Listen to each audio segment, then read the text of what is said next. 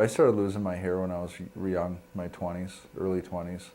So some of that stuff was just starting to come out. So I used a little bit, but I didn't really see great results. So, and then it was going to be one of these things. I'm like, I'm going to do this for the rest of my life, and every morning, every night, and I just didn't want that kind of maintenance.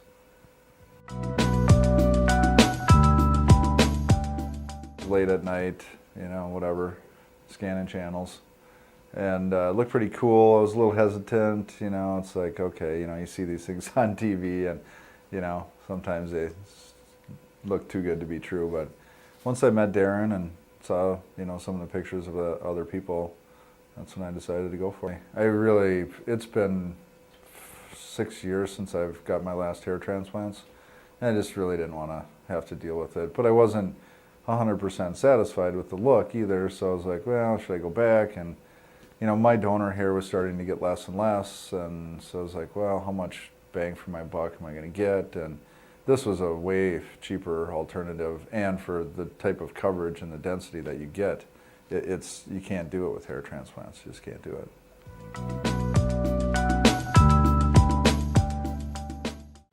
It's next to nothing. I mean, I cut my own hair now with a little kind of trimmer kit, and I haven't been to get my hair done, and well, since probably the day before I, you know, I shaved it down. Oh yeah, shampoo, hairspray, you know, all of that stuff. I'll probably pay for the procedure, and I bet you I pay for it in less than 3 years. Nobody has asked me anything. They haven't said other than, oh my God, you cut your hair short. No, I would refuse.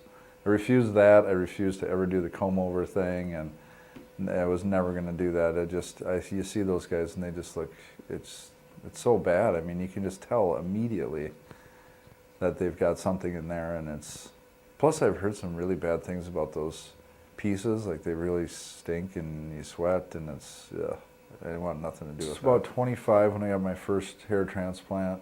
Then I waited a couple more years. I got one more, and then I waited a couple more years. So I've had 4 or 5.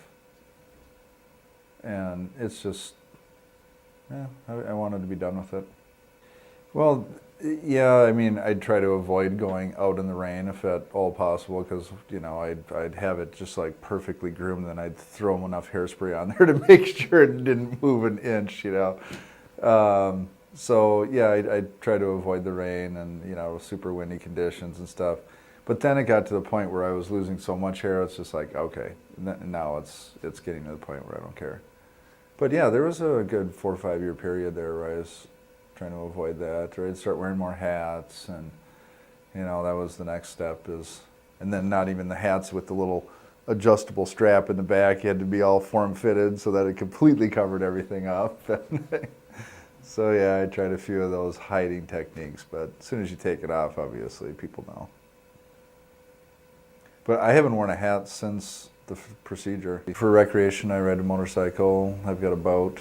I tell you, that's been really great. Just jump in the water, get out. You don't have to worry about anything. I'm out in construction, so I'm outside, and right now it's just miserably hot and sweaty, and all I need to do is take a towel and wipe my head off, and you know, it doesn't affect my look, whereas before with all that hairspray and stuff, you know, it just didn't cut it. She loves it. She's like, when I first walked in, I was like, oh, I got a little surprise for you before I came over. And so when I walked in, she's like, oh my God, I love it, you know.